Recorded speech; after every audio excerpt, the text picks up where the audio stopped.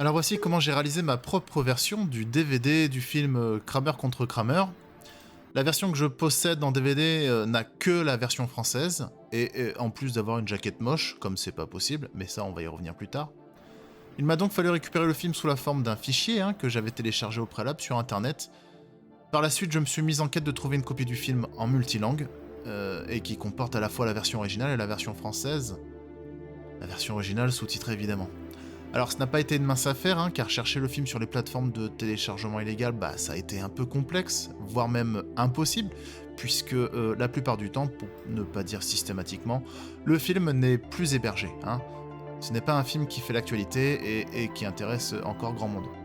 Donc bien que j'ai essayé par de nombreuses voies de l'acquérir de cette manière, j'y suis pas parvenu, et il m'a donc fallu me résigner. Et puis je l'ai trouvé purement et simplement en streaming sur un site russe, ok.ru. Et là, écoutez, il a juste fallu inspecter le code HTML du site, en faisant CTRL majuscule I. Et puis, on a retrouvé l'adresse IP qui hébergeait le fichier du film, pour enfin pouvoir le télécharger. Alors, cependant, je me suis retrouvé avec deux copies, une en française et une en version originale, sans les sous-titres. La version française que j'avais conservée était en 720p, et du coup, il me fallait comparer qualitativement les deux images, parce que celle que je venais d'acquérir sur le site ok.ru était en Full HD, c'est-à-dire en 1080p. Et puis en comparant les deux images, il m'est apparu que qualitativement, la copie en Full HD était perclue de glitch et de problèmes de compression. Et donc, il m'est vite apparu que j'allais garder ma copie avec la version française. Donc à ce moment-là, comment faire pour pouvoir intégrer la piste audio de l'autre fichier ? Eh bien, tout simplement dans VLC, car il existe une commande qui permet de convertir, et donc d'extraire purement et simplement la bande-son. Dans les deux cas, le film faisait 1h44 minutes et 48 secondes, ce qui me paraissait donc être de bon présage. J'ai donc superposé dans DVD Styler la piste une fois extraite en version originale, par-dessus la copie en version française, et donc voilà qu'est apparue la mention MP3 sur le fichier du film. Et si l'on regardait plus près dans les paramètres, eh bien effectivement, une nouvelle piste audio était disponible en parallèle à la piste originale en français.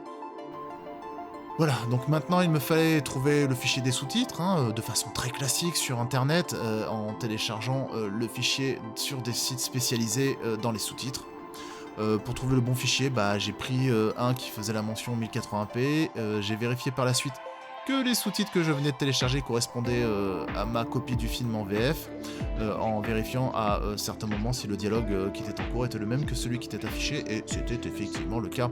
C'était donc un excellent fichier de sous-titres et qui allait tout à fait convenir à l'usage que j'allais en faire. J'ai donc intégré ce fichier de sous-titres exactement de la même façon que le document audio, c'est-à-dire en glissant et déposant le fichier de sous-titres directement sur le fichier du film dans l'interface DVD Styler. Et puis dans les paramètres, on a pu constater que les sous-titres étaient donc disponibles et que j'avais maintenant le choix entre la version originale sous-titrée et la version française. Je n'avais donc plus à ce niveau qu'à me préoccuper du menu. Alors c'est très simple. Pour le menu, il fallait que je trouve un fond d'écran. Alors là par contre, on va se rendre compte d'un problème, c'est que l'affiche d'exploitation originale du film, elle est franchement pas extraordinaire. Et puis alors les affiches d'exploitation actuelles sur les éditions DVD et Blu-ray, elles sont carrément horribles. Parce qu'elles reflètent pas du tout le sujet du film, qui est l'histoire d'un couple qui se sépare et puis qui se déchire autour de la garde d'un enfant. Donc parmi toutes les images qui étaient disponibles sur internet, il y en a une qui m'est apparue plus intéressante que les autres. C'est cette photo du couple avec leur enfant en mode photomaton, et puis qui allait peut-être être le point de départ peut-être de quelque chose de plus sympathique avec les modifications qu'on allait pouvoir en faire, et puis qui allait donc témoigner davantage de ce que le film allait proposer en termes d'histoire et puis de tonalité.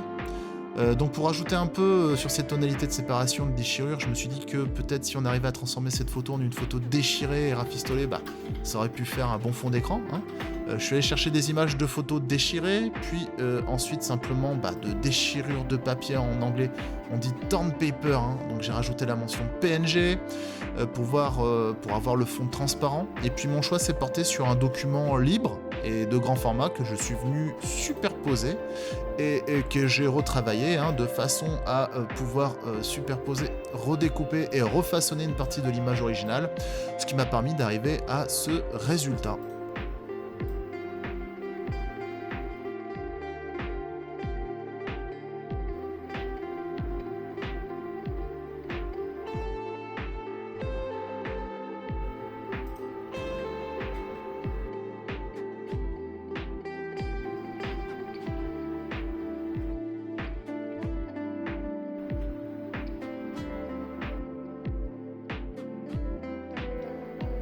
dont je dois admettre que je ne suis pas peu fier de pouvoir l'exhiber en fond d'écran sur le menu du DVD. Enfin, il ne reste plus qu'à y ajouter les titres du menu, à savoir lancer le film d'un côté, et puis de l'autre, un bonus que j'ai voulu ajouter, qui est une vidéo que j'avais faite sur mon site, sur ma chaîne YouTube Ravage Blog, et qui donc vient compléter cette belle édition perso du film Kramer contre Kramer, qui est pour moi un immense classique du cinéma américain de la fin des années 70.